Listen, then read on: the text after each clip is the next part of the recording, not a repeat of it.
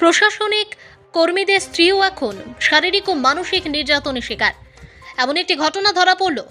জানা যায়, টিএসআর 12 নম্বর ব্যাটালিয়নে কর্মরত অর্জুন বিশ্বাস ঘরে স্ত্রী ও 2 সন্তান রেখে বিবাহিত এক লস্যময় সুন্দরী গৃহবধূর সঙ্গে প্রেমে জড়িয়ে পড়ে এবং এই সন্তানদের ফেলে ওই গৃহবধূর সঙ্গে একসঙ্গে শহরে ভাড়া বাড়িতে বসবাস শুরু করে।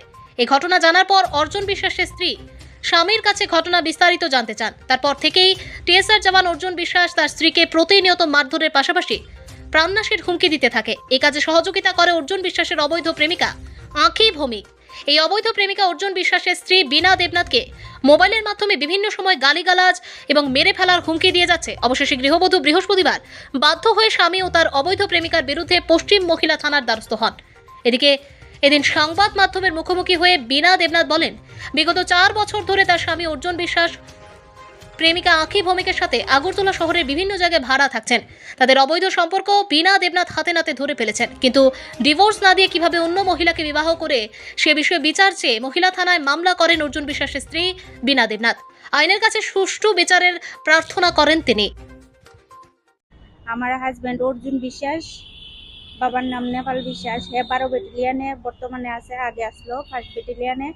এ ওই মহিলার সাথে আজকে 4 বছর ধরে আছে না, অবৈধভাবে বিভিন্ন জায়গা ঘর ভাড়া কইরা মহিলারে লইয়া থাকতেছে। একবার রেল স্টেশনে ধরা গাইছে, একটা ভিডিও ভাইরাল হয়েছিল।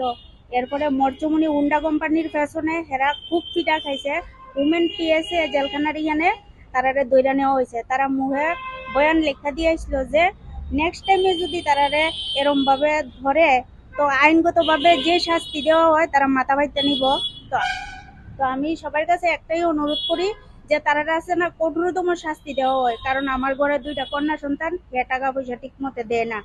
এমনকি ওই মহিলা কন্টিনিউ আমারে মেন্টালি বা এমনিতেই এই টর্চার করে। টর্চার বলতে আমারে কয় মাফিয়া দিয়ে রাখছে, পিএস থেকে অর্ডার লইয়া রাখছে, কোর্ট থেকে অর্ডার লইয়া রাখছে, আমারে নাকি অনেক কিছু করে লাইব, তাই নাকি হের লগে সংসার করব। হে বলে হে আমারে সেদিন কইছে হে নাকি তাইরে বিয়ে করছে। তো আমি কইছি যে আমার একটা প্রুফ দাও, কিন্তু হে আমার প্রুফ দিছে না।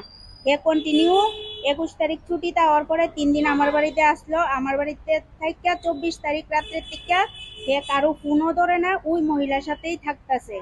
তো আমি সবারই এটাই কমু, মানে তারা আছে না, কঠোর থেকে কঠোরতম যেন শাস্তি দেওয়া হয়। কারণ আমার ব্যুরো রিপোর্ট, জনতার বার্তা।